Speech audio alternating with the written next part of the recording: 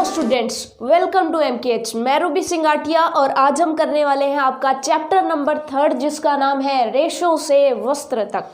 बहुत ही इम्पॉर्टेंट और बहुत ही इजी और मज़ेदार सा चैप्टर है। आपको सचमुच में जो है इस चैप्टर को अच्छे से समझना है और डेफिनेटली आप इस चैप्टर को एंजॉय करने वाले हैं, ठीक है, क्योंकि एकदम बेसिक सा चैप्टर है। इसमें ज़्यादा कुछ समझने वाला है नहीं, केवल और केवल हमें चीज़ों को पढ़ना है, उनके बारे में जानकारी प्राप्त करनी है और जानकारी प्राप्त करने के बाद आपको कुछ रॉकेट साइंस जैसा कुछ भी यानी कि कुछ भी समझना नहीं पड़ेगा, केवल और केवल उसके बारे में जानकारी प्राप्त करनी है, ठीक है। कोई भी रॉकेट साइंस नहीं है, बहुत ही सिंपल सा चैप्टर है, ठीक है। चलिए, तो सबसे पहले हमें बात करनी है कि वस्त्र जो होते हैं हमारे, बेसिकली ये जो चैप्टर है इसमें हम बात करेंगे ऊनी वस्त्रों की और रेशम के वस्त्रों की। तो ऊनी वस्त्र किससे बने होते हैं? ऊन से बने होते हैं। और रेशम के वस्त्र रेशमी धागों से बने होते हैं। तो हमें यहाँ पर समझना है कि जो रेशम होती है और ये जो ऊन होती है वो प्राप्त कैसे होती है, यानी कि जो रेशम है और ये जो ऊन है वो कैसे प्राप्त होती है। तो देखिएगा कि जो हमारी ऊन है, ध्यान से समझिएगा कि ऊन होती है या जो रेशम होती है या फिर अन्य किसी भी प्रकार का कोई धागा है, अगर अन्य किसी भी प्रकार का कोई धागा है तो ये धागा, ऊन और रेशम जो है वो हमें किससे प्राप्त होगा? वो हमें प्राप्त होगा कपड़े के रेशों से। किससे प्राप्त होगा? रेशों से। और रेशे में किससे प्राप्त होते हैं? रेशे में प्राप्त होते हैं तंतुओं से, ठीक है। अब आप कहेंगे ये क्या चीज होती है? टेंशन मत लीजिए, एक बार सुन लीजिए कि धागे, ऊन और रेशम, यानी कि कोई भी धागा है, कपड़ा किससे बनेगा? धागे से बनेगा। धागे को बुन करके कपड़ा बनाया जाता है। अब धागा हमें किससे प्राप्त होगा? रेशों से। रेशे किससे प्राप्त होंगे? तंतुओं से। और तंतुएं हमें, जो तंतु है वो हमें कहाँ से प्राप्त होंगे? तंतु या तो मानव निर्मित होंगे, यानी कि या तो फैक्ट्री में बनाए जाएंगे, या फिर किससे प्राप्त होंगे? या तो पौधों से प्राप्त होंगे, या फिर किससे प्राप्त होंगे? जंतुओं से प्राप्त होंगे। ये चीज आपको समझ में आ गई। अब आप कहेंगे वो कैसे? तो देखिए, सिंपल सी बात है कि आपने कभी ना कभी धागा जो है वो सुई में पिरोया होगा। तो आप देखते हैं कि जब आप धागा पिरोते हैं सुई के अंदर तो उसका जो एक छोर होता है उस पर आप उस एक छोर को इस तरह से जब उसको मसलते हैं, या फिर आप ये कह दें कि उसको जब आप क्रश करते हैं, तो आप देखेंगे कि ये जो सिरा है उस पर इस तरह से कुछ पतले पतले पतले पतले धागे जो है वो निकल जाते हैं, है ना। ये जो पतले पतले धागे हैं इन्हीं को रेशे या तंतु कहते हैं। ये चीज आपको समझ में आ गई, यानी कि ये रेशे हैं और ये रेशे भी क्या होते हैं? छोटे छोटे, इसमें भी क्या होते हैं? तंतु होते हैं। ये चीज आपको समझ में आ गई, यानी कि पतले पतले तंतु होंगे, उनसे रेशे बनेंगे और रेशों से क्या बनेंगे? धागे बनेंगे। ये चीज आपको समझ में आ गई, ठीक है। अब ये जो तंतु है हमें प्राप्त कहाँ से होते हैं? तो ये तंतु हमें या तो पौधों से प्राप्त होते हैं या जंतुओं से प्राप्त होते हैं। पौधों से कैसे? तो आपको पता है, जैसे जूट है, पटसन है ना। और इसके अलावा अगर हम बेसिकली बात करें कॉटन की, कपास से प्राप्त होता है, यानी कि पौधों से प्राप्त होते हैं, ठीक है। लेकिन हमें उनकी बात नहीं करनी, सूती वस्त्रों की बात नहीं करनी, हमें सूती वस्त्रों में जो धागा होता है उसकी बात नहीं करनी। हमें बेसिकली बात करनी है ऊन या रेशम की। तो ऊन या रेशम के जो रेशे होते हैं वो तंतुओं से प्राप्त होते हैं। और तंतु कहाँ से प्राप्त होते हैं? जंतुओं से प्राप्त होते हैं। अब आप कहेंगे, आपने सुना होगा भेड़ से ऊन प्राप्त होती है, तो वो बिल्कुल सही बात है कि कौन कौन से जंतुओं से हमें ऊन और रेशम के तंतु प्राप्त होते हैं। तो आपको पता होना चाहिए कि बेसिकली ऊन और रेशम के बारे में पढ़ें तो अगर सबसे पहले ऊन को लेकर के चलते हैं, सबसे पहले ऊन को लेकर के चलते हैं, उसके बाद रेशम की अलग से स्टडी करेंगे, क्योंकि रेशम क्या एक कीट होता है, कीड़ा होता है, आप ये मान सकते हो। वो कीट जो है उससे हमें रेशम प्राप्त होते हैं, ठीक है। और ऊन हमें किससे प्राप्त होती है? बकरी के बालों से, याक के बालों से, और बहुत सारे जो है अनेक जंतु हैं जिनकी जो बाल होते हैं, जिनकी स्किन पर जो बाल पाए जाते हैं, उनसे हमें क्या प्राप्त होती है? ऊन प्राप्त होती है, ठीक है। तो इस तरह से जो ऊन या रेशम के रेशे जो हमें जंतुओं से प्राप्त होते हैं, ऐसे रेशों को क्या बोला जाता है? जांतव रेशे बोला जाता है। यानी कि कपड़े हमें बनाने हैं, ऊन के कपड़े, रेशम के कपड़े। अब ये ऊन के जो रेशे हैं वो हमें किससे प्राप्त होंगे? वो हमें प्राप्त होंगे जंतुओं से। तो जिन धागों के रेशे हमें जंतुओं से प्राप्त होते हैं उन रेशों को क्या बोला जाता है? जांतव रेशे बोला जाता है। ये चीज आपको समझ में आ गई, ठीक है। सो देखिएगा, बहुत ही सिंपल सी डेफिनेशन। सबसे पहले हमें किसके बारे में पढ़ना है? दो प्रकार के वस्त्रों के बारे में पढ़ेंगे। एक तो हम पढ़ेंगे सबसे पहले रेशों के बारे में कि रेशे कौन से पढ़ने हैं। रेशों के बारे में हमें जो है पढ़ना है जांतव रेशों के बारे में, यानी ऐसे रेशों के बारे में पढ़ना है जो हमें जंतुओं से प्राप्त होते हैं। ये चीज़ आपको समझ में आ गई। उसके बाद हमें पढ़ना है कि जांतव रेशे हमारे 2 प्रकार के जो है धागे बनाते हैं, जिनको क्या बोला जाता है, ऊन और रेशम। ठीक है, तो ये जो रेशे हैं उनसे क्या प्राप्त होता है, जांतव रेशों से 2 चीज़ें प्राप्त होती हैं। जांतव रेशों से 2 चीज़ें प्राप्त होती है, एक तो प्राप्त होती है ऊन और दूसरी प्राप्त होती है रेशम। ये चीज़ आपको समझ में आ गई। तो सबसे पहला क्वेश्चन जो हम करेंगे वो यही है कि जांतव रेशे किसे कहते हैं। तो आप कह देंगे कि ऐसे रेशे जो हमें जंतुओं से प्राप्त होते हैं, तो ऐसे रेशों को क्या बोला जाता है, जांतव रेशे बोला जाता है। तो आप सिंपल कह देंगे कि ऐसे रेशे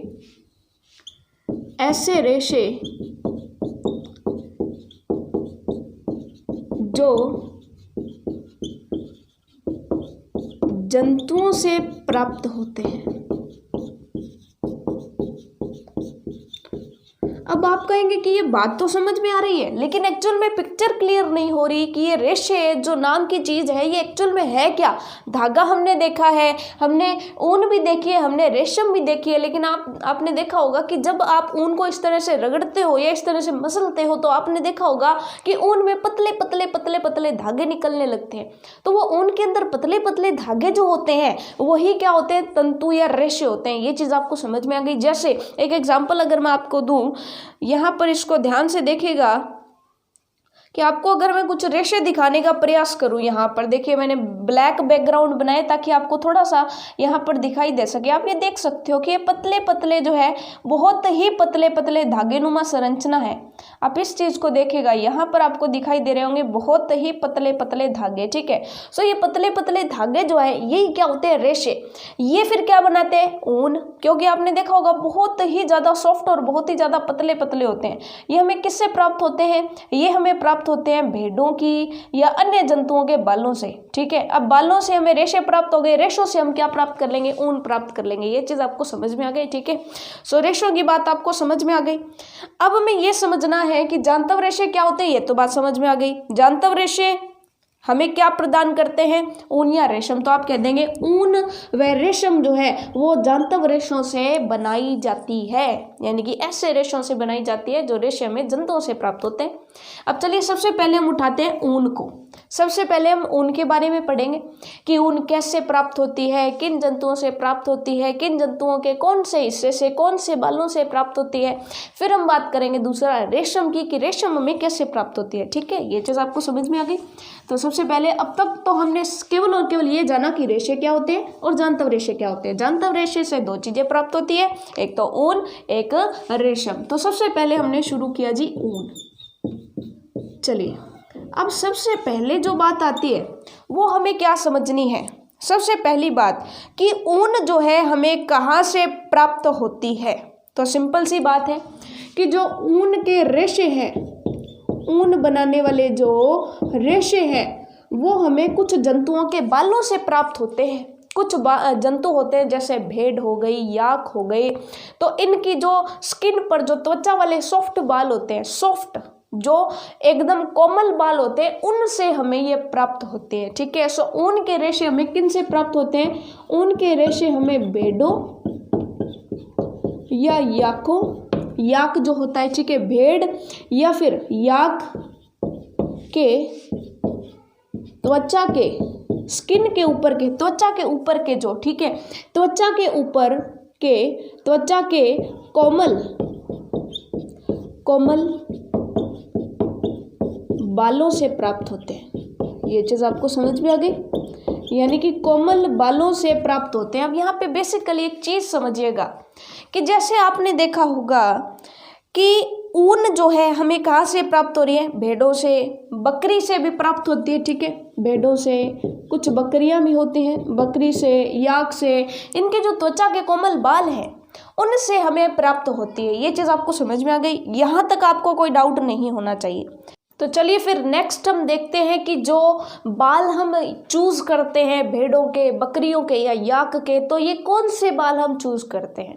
तो आपको पता होना चाहिए कि मान लीजिए कि क्वेश्चन इस तरह से आता है कि क्वेश्चन इस तरह से मान लीजिए कि भेड़ों से ऊन कहाँ कहाँ से प्राप्त होती है, यानी कौन से बालों से ऊन जो है उनके कौन से बालों का यूज करके हम ऊन प्राप्त करते हैं। ठीक है, तो आपको पता होना चाहिए कि कोई भी जंतु है, ठीक है, जैसे मान लीजिए कि कोई भी भेड़ है, ठीक है, उस भेड़ की त्वचा पर 2 तरह के बाल होंगे, उसकी पूरे शरीर पर 2 तरह के बाल होंगे।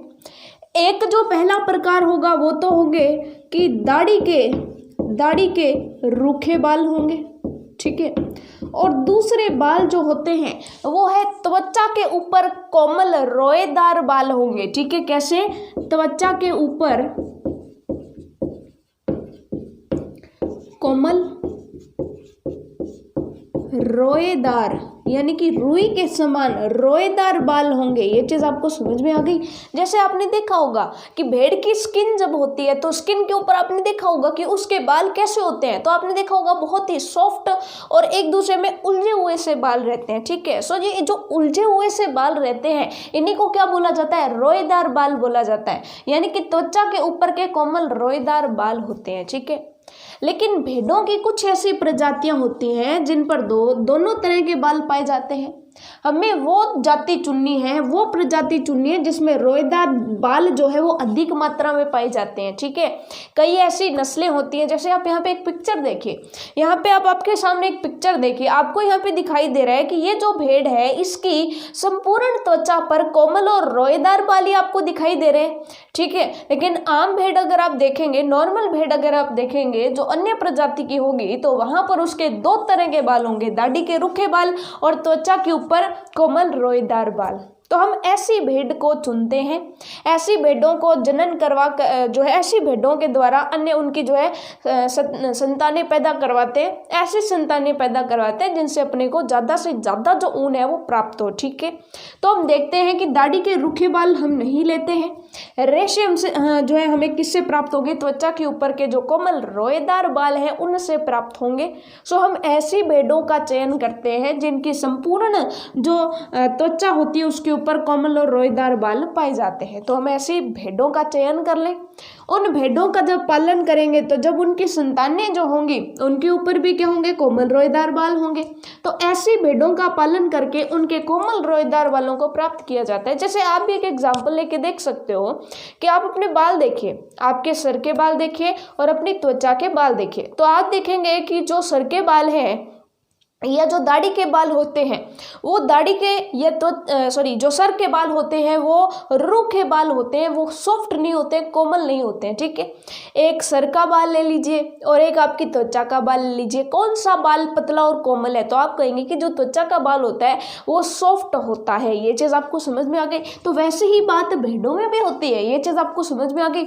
और ये जो त्वचा के ऊपर के कोमल रोएदार बाल होते हैं इन्हीं से हमें क्या प्राप्त होते हैं? रेशे प्राप्त होते हैं। आप कहेंगे ये बात तो हमें समझ में आ गई।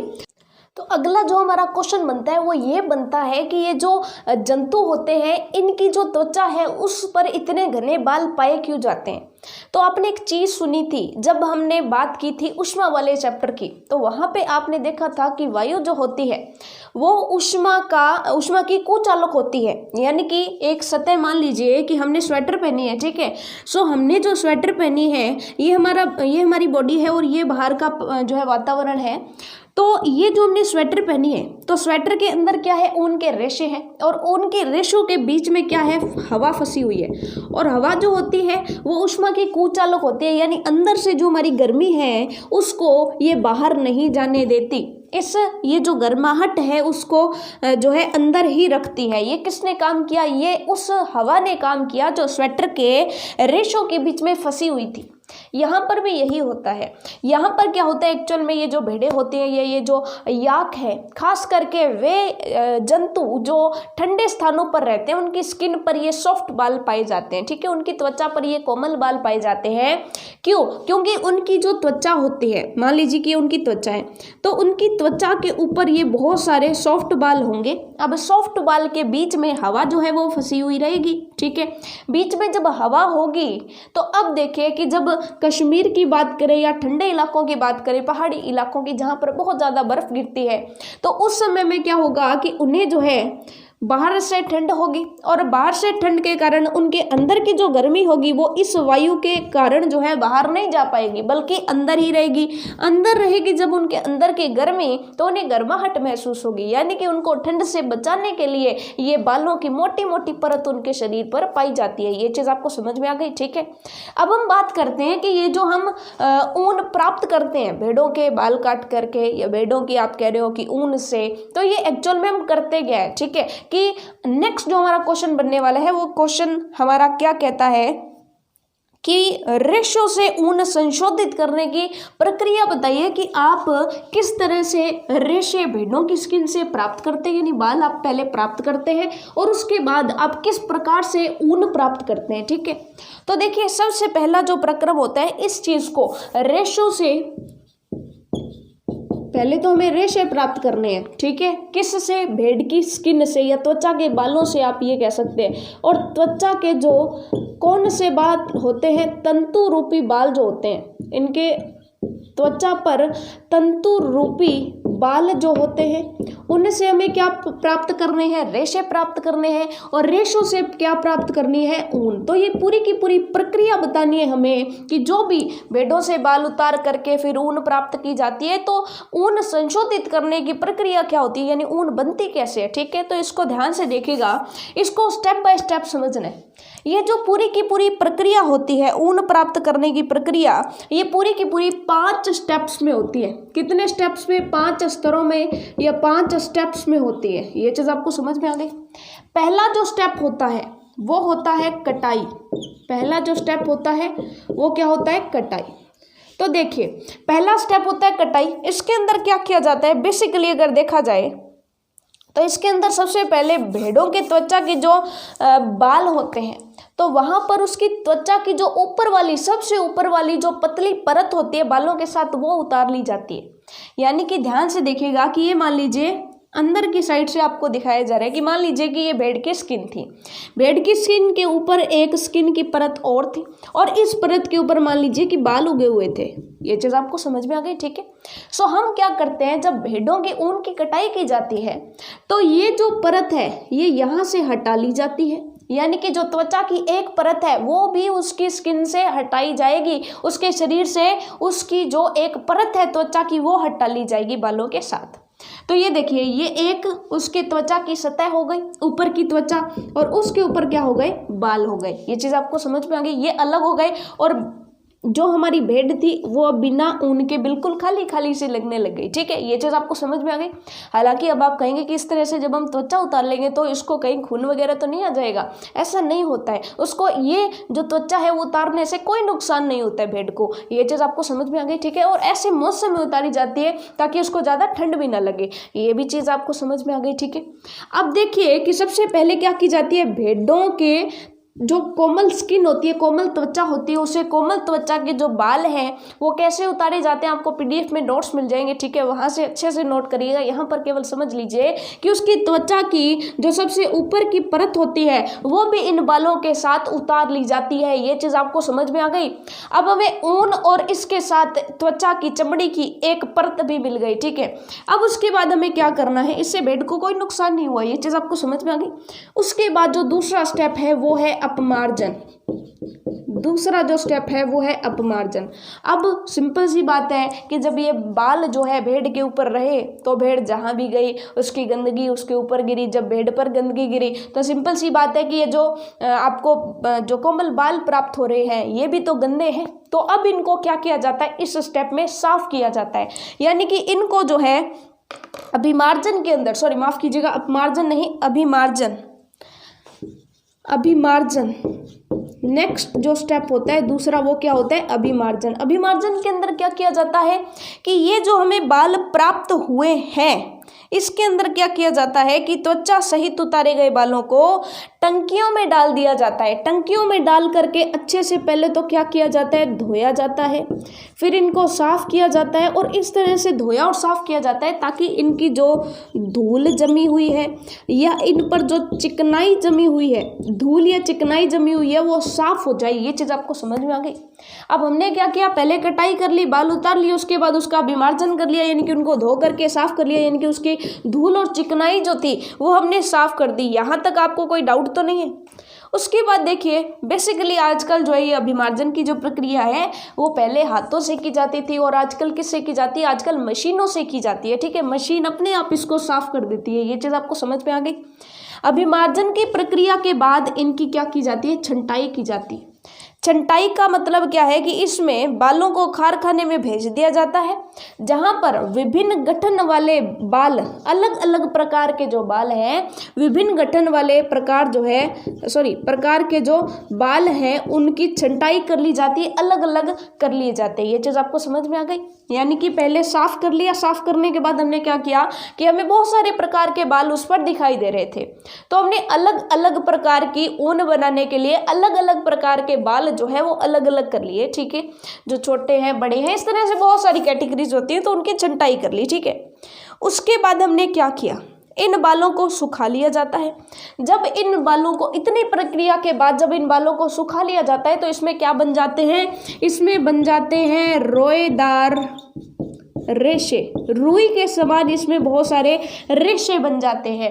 तो अब हमें जो चौथा स्टेप है वो क्या करना है, चौथा स्टेप हमें करना है, रेशों को छांटना है, यानी रेशों को अलग करना है इनसे। ये चीज़ आपको समझ में आ गई। तो रेशों को छांटना है तो इसमें क्या किया जाता है, बेसिकली देखिए सिंपल सी बात है कि बालों को सुखाने से पहले उनमें से कोमल और फूले हुए रेशों को छांट लिया जाता है। जिन फूले हुए या जो रेशे होते हैं उनको क्या बोला जाता है, उनको बोला जाता है बर। यानी कि अब हमने क्या किया, इसको साफ कर लिया, छंटाई कर ली। छंटाई करने के बाद इसे सुखाया नहीं, सूखने से पहले ही इसमें कई रेशे थे, उन रेशों को अलग कर लिया।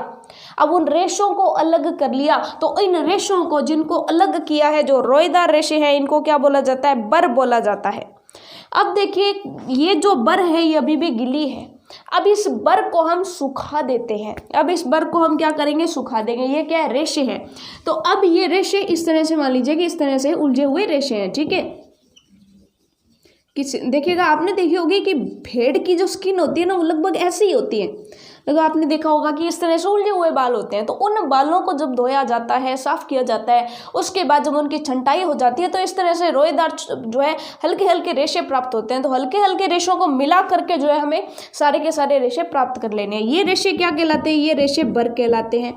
अब इन रेशों को क्या कर लिया जाता है, सुखा लिया जाता है। ठीक है, तो ये हम क्या करें, किसमें आ रहे हैं, रेशों को छांटना। ठीक है, अब जब रेशों को छांट लिया जाता है तो रेशों को छांट करके, इनको काट करके हम क्या कर देते हैं, ऊन तैयार कर देते हैं। इनको क्या करना है, काटना है। जैसे गांधी जी काटा करते थे ना, वैसे नहीं, मशीनों द्वारा काट करके इनको क्या बना लेना है, ऊन बना लेना है। ये बिल्कुल वैसी ही प्रोसेस है जैसे आपने देखा होगा कि चरखा चला करके जो रुई होती थी, कॉटन होती थी, उससे क्या बनाया करते थे, धागा बनाया करते थे। कैसे, जिसको सूत भी बोला करते हमारे आम भाषा में, है ना, जो लगभग जो है घरों में मिल जाती है, क्योंकि हम जो है राजस्थान के अंदर काफ़ी ट्रेडिशनल लोग हैं, तो वहाँ पर हम चरखा मिल जाता है कभी कभार घरों में। ठीक है, जो काफ़ी पुराने टाइम से है। ठीक है, पुराने चरखे, तो उस समय में आपने जो है अपने दादाजी को या दादाजी के जो पिताजी थे उनको काटते हुए देखा होगा। ठीक है, तो वो कैसे काटते थे,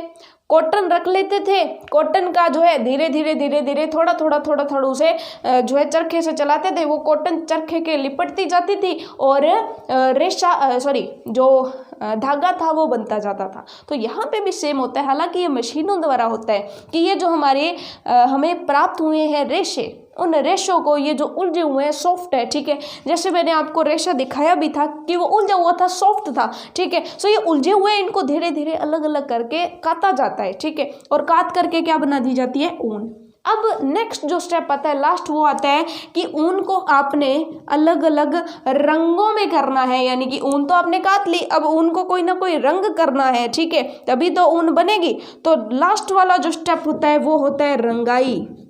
तो ऊन की रंगाई कैसे की जाती है? तो सिंपल सी बात है कि विभिन्न रंगों की रंगाई ऊन के द्वारा कर दी जाती है। विभिन्न रंगों के जब डाई में डाल देंगे तो उसका कलर वही हो जाएगा। ठीक है, सो लास्ट स्टेप होता है रंगाई। तो ये 4 स्टेप आपको समझ में आ गए कि कटाई की जाती है, उसके बाद उसे धोया जाता है, छंटाई की जाती है यानी अलग अलग प्रकार के बालों को अलग अलग कर लिया जाता है। उसके बाद रेशों को छांटा जाता है। कैसे? ये जो बाल है इसमें से ऐसे रेशे निकल रहे होते हैं और रेशों को निकाल लिया जाता है। इन रेशों को सुखा करके काट करके ऊन बना ली जाती है और फिर इस ऊन की रंगाई कर दी जाती है। इतनी चीज आपको समझ में आ गई या नहीं आई? देखिए सिंपल सी बात है, इस चीज को केवल और केवल आपने समझना होगा। ठीक है, इसको अगर आप वीडियो के माध्यम से देखना चाहते हैं तो आप बहुत जगह पर देख सकते हैं कि बाल कैसे काटे जाते हैं। इस तरह के बहुत सारे वीडियोस भी आपने देखे होंगे। ठीक है, ये चीज़ आपको समझ में आ गई।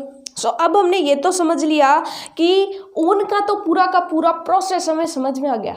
अब हम बात करते हैं नेक्स्ट रेशम की, कि रेशम जो है वो हमें कैसे प्राप्त होती है। रेशम के वस्त्र आपने देखे होंगे और रेशम का जो धागा होता है या रेशम के जो रेशे होते हैं वो हमें एक कीट से प्राप्त होते हैं और उस कीट से जब रेशम प्राप्त की जाती है तो जहाँ पर कीटों को पाला जाता है, इस तरह की कीटों की जब खेती की जाती है, आप ये कह सकते हैं कीटों का पालन किया जाता है, तो इसे सेरीकल्चर कहते हैं। ठीक है, सो नेक्स्ट हम समझते हैं कि रेशम कैसे प्राप्त की जाती है, सेरीकल्चर क्या है, कौन से कीट से प्राप्त की जाती है और ये जो रेशम है वो कैसे प्राप्त की जाती है। तो चलिए स्टूडेंट्स, नेक्स्ट जो हम पढ़ने वाले हैं वो हम पढ़ने वाले हैं कि रेशम कीट से रेशम के रेशे कैसे प्राप्त जो है किए जाते हैं। ठीक है, सो आपके सामने एक डायग्राम है जिससे आपको सब कुछ समझ में आ जाएगा। सबसे पहले देखिए कि रेशम कीट जो पाले जाते हैं वो शहतूत के पेड़ पर पाले जाते हैं। ठीक है, रेशम का जो उत्पादन होता है वो कैसे उत्पादन होता है कि रेशम का जो कीट है या जो रेशम का कीड़ा है जो बड़ा हो रहा होता है वो शहतूत की पत्तियों को खा करके बड़ा होता है।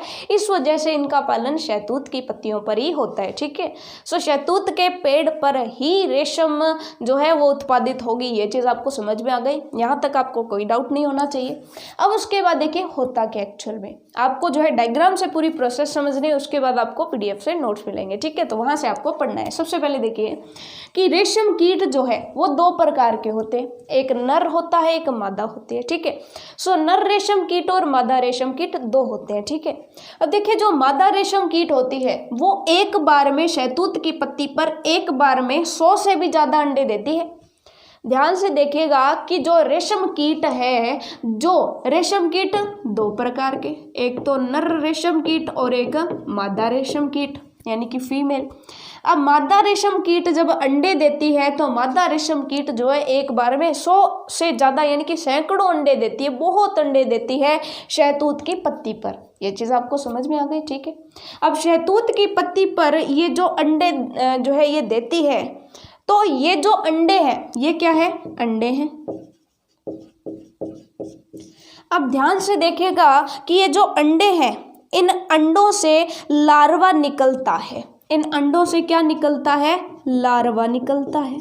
ठीक है, लार्वा क्या होता है कि जो अविकसित जो जीव होता है, जो भी विकसित होगा यानी कि ऐसा जीव जो बड़ा होकर के रेशम कीट बनाएगा उसे ही क्या कहते हैं? लार्वा बोला जाता है। यानी कि ये अविकसित कीट है। जैसे आपने देखा होगा कि कोई चिड़िया है, कोई चिड़िया का बच्चा जब पैदा होता है तो वो ऐसे चूहे के समान होता है, यानी कि छोटा सा होता है, चूहे के समान होता है। उसके पंख जो है वो अभी विकसित नहीं हुए होते, ना ही उसके ऊपर जो है बाल होते हैं, यानी कि ना ही तो उसके ऊपर फर होते हैं और ना ही उसके ऊपर पंख होते हैं। ठीक है, तो वैसे ही जो रेशम कीट होती है, ठीक है, रेशम कीट जब अंडे देते हैं तो उस अंडे में से जो लार्वा निकलता है वो कुछ इस तरह का होता है, जिसको जैसे सुंडी आपने देखी होगी तो सुंडी के समान वो होता है। ठीक है, सो लार्वा जो निकलता है उसे क्या बोला जाता है? कैटरपिलर।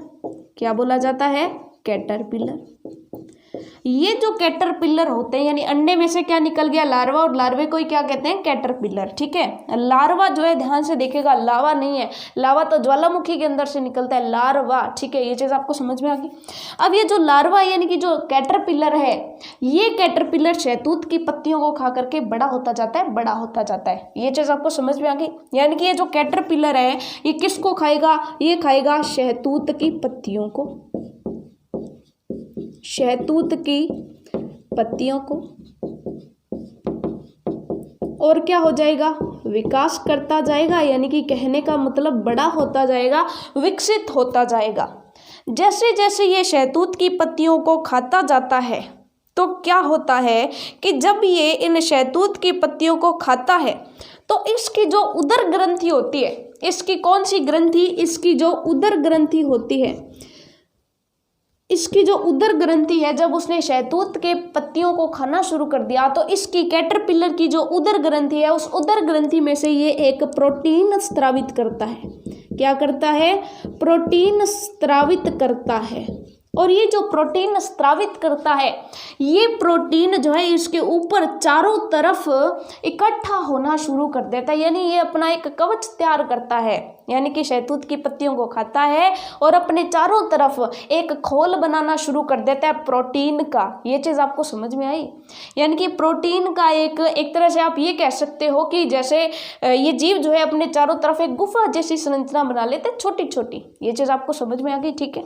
यानी कि ये जो कैटरपिलर है, जब ये उन पत्तियों को खाता है, जब ये विकसित होता जाता है, और जब ये विकसित होता है यानी कि जब इसके आकार में खूब वृद्धि हो जाती है, जब ये खूब पत्तियां खा लेता है, तो इसकी जो उदर ग्रंथि है उसमें से प्रोटीन से बना पदार्थ स्रावित होता है, जो जिससे ये समय को ढकना शुरू कर देते हैं। जैसे अगर मैं आपको शो करूं ब्लैक कलर से, तो आपको दिखाई देगा कि ये जो है इस तरह से इसको ढकना शुरू कर देता है। अपने आप को इसने क्या कर दिया?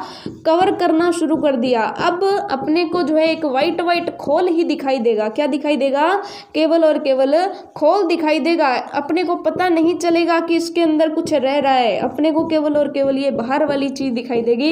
इस तरह से इसने अपने आप पर एक खोल तैयार करना शुरू कर दिया, एक कवर बनाना शुरू कर दिया। ये चीज आपको समझ में आ गई? यानी कि अंडे दिए, अंडे क्या बने? कैटरपिलर ने अपने चारों तरफ जब खोल बना लिया, तो ये जो खोल है वो लगभग ऐसी संरचनाएं बन गई। ठीक है, आप एक बार स्क्रीन पर जो है डायग्राम देख लीजिए, आपको दिखाई दे रहा है। ए जो चित्र है वो किसका दिखाया गया है कि मादा रेशम कीट और उसके अंडे दिखाए गए हैं। बी चित्र में देखिए शहतूत का पेड़ दिखाया गया है। सी चित्र में देखिए छोटे छोटे कैटरपिलर पत्तियों को खा रहे हैं। और डी जो है उसके अंदर आपको दिखाया गया है कि ये कैटरपिलर जो है इसने अपने चारों तरफ कवर बना लिया, और कैसे रुई के समान संरचनाएं बना ली, इसके अंदर कैटरपिलर मौजूद है। ये चीज आपको समझ में आ गई? अब आ जाइए वापस से बोर्ड पर। अब ये जैसी रुई के समान आपको संरचना दिखाई दे रही थी, तो इसके अंदर क्या है? कैटरपिलर मौजूद है। इनके अंदर कैटरपिलर मौजूद है। कैटरपिलर ने अपने चारों तरफ ये खोल बनाए हुए, और ये जो खोल है इसको क्या बोला जाता है? इसको बोला जाता है कोकून। ये चीज आपको समझ में आ गई? अब हम बात कर रहे हैं रेशम कीट की, लेकिन आप कहोगे हमें तो रेशम की बात करनी है कि रेशम के रेशे कैसे प्राप्त होंगे, हम इन कीटों में कहाँ उलझे पड़े हैं। ठीक है, सो आपको यहाँ पर मैं समझा दूं कि जब कोकून बनेगा तो कोकून बनने के बाद ही हमें रेशम प्राप्त होगी। एक्चुअल में देखिए कि जब ये जो जीव है, जब ये अंदर का कैटरपिलर पूर्ण रूप से विकसित हो जाता है, यानी कि ये जब रेशम का कीट बन जाता है, तो ये कोकून को तोड़ता है और अंदर से बाहर निकल जाता है। ये चीज आपको समझ में आ गई? तो ये था पूरा जीवन चक्र कि सबसे पहले क्या हुआ? मादा ने अंडे दिए, अंडे क्या बने? कैटरपिलर ने खोल बनाया, खोल में आराम से वो विकसित होता रहा। जैसे ही वो विकसित हो गया, कोकून टूट गया, और कोकून को तोड़ करके वो बाहर आ गया, और वापस से उसने अंडे देने शुरू कर दिए, यानी कि वापस से वो इसी अवस्था में आ गया। तो ये इसका जीवन चक्र जो है वो चलता रहता है इसी तरीके से। ये आया, फिर उसकी अगली पीढ़ी, जैसे होता है ना कि दादाजी, उसके बाद पिताजी, उसके बाद हम। ठीक, ये चीज आपको समझ में आ गई? तो वैसे जो है ये पीढ़ियां चलती जाती हैं। अब हमें क्या करना है? हमें स्टेप करना है यहाँ पर। जब कोकून बने हुए हैं लेकिन इनमें से कीट बाहर नहीं निकले हैं, तो उन कोकूनों को हमने उठाना है। ये चीज आपको समझ में आ गई? अब ये जो कोकून है, हम क्या करते हैं कि ये जो कोकून है इनको गर्म पानी में उबाला जाता है। ये जो कोकून है इनको गर्म पानी में उबाला जाता है। जब गर्म पानी के अंदर उबाला जाता है, हम उसको जीव नहीं बनने देते, वापस से हम उसको रेशम कीट नहीं बनने देते, बल्कि हम इस कोकूनों को जो है पानी के अंदर, गर्म पानी के अंदर जब उबालते हैं, तो इसके अंदर का कीट मर जाता है। जब इसके अंदर का कीट मर जाता है तो ये जो रेशम होती है यानी कि जो कोकून होती है इसकी रीलिंग कर ली जाती है और हमें क्या प्राप्त हो जाता है, रेशम प्राप्त हो जाता है। ये चीज़ आपको समझ में आ गई। यानी कि ये जो कोकून है इसको गर्म पानी में उबालना है, गर्म पानी में उबालेंगे तो इसके अंदर का जीव जो है वो मर जाएगा, कैटरपिलर मर जाएगा। कैटरपिलर मर जाएगा तो बाहर के जो खोल प्राप्त हुए हमें, ये जो खोल है यही, इसको जब उबाला, पानी में उबाला तो इसकी रीलिंग कर ली जाएगी। इसकी रीलिंग करने से यानी कि जो है इसको लपेट लिया जाएगा। जब इसको लपेट लिया जाएगा तो वो क्या प्राप्त हो जाएगी, हमारे को रेशम प्राप्त हो जाएगी। यानी कि कैटरपिलर ने अपने चारों तरफ जो प्रोटीन से बना पदार्थ जो बनाया था कोकून, वही हमें रेशम प्रदान करता है। ये चीज़ आपको समझ में आ गई, ठीक है। अब इसको यहाँ पर एक चीज़ ध्यान में रखनी होती है कि हमें ध्यान देना है कि कहीं ये जो रेशम कीट है वो कोकून को तोड़ करके बाहर ना आ गया हो, क्योंकि अगर वो कोकून को तोड़कर बाहर आ गया तो कोकून खत्म हो जाएगी, कोकून समाप्त हो जाएगी, कोकून नष्ट हो जाएगी। ये चीज़ आपको समझ में आ गई। यानी कि कीट के बाहर निकलने से पहले ही हमें कोकून से रेशम प्राप्त करनी होगी। अगर ये तोड़ करके बाहर आ गया तो उसके बाद कोकून हमारे कोई काम की नहीं है, हमें जीव को अंदर ही मारना पड़ेगा, तभी कोकून से रेशम बन पाएगी। बस इस चीज़ का हमें ध्यान रखना होता है। ये चीज़ आपको समझ में आ गई। अब आप कहेंगे कि इस पर क्वेश्चन कैसे आएगा। यहाँ पर क्वेश्चन आता है दो प्रकार का। सबसे पहला जो प्रकार का क्वेश्चन आता है वो बोला जाता है कि रेशम कीट जो होता है इसका जीवन चक्र समझाइए। तो आप जीवन चक्र समझा देंगे कि नर या मादा होते हैं, मादा अंडे देती है, अंडे जो है कैटरपिलर बनाते हैं, कैटरपिलर कोकून बनाता है, कोकून को तोड़ करके वो विकसित होकर के वापस से किस में बदल जाता है, रेशम कीट में बदल जाता है, ठीक है। यानी कि जो मान लीजिए कि 100 अंडे दिए थे तो 100 रेशम कीट और नए उत्पन्न हो गए, इस तरीके से। ये चीज़ आपको समझ में आ गई, ठीक है। ये तो हो गया इनका जीवन चक्र।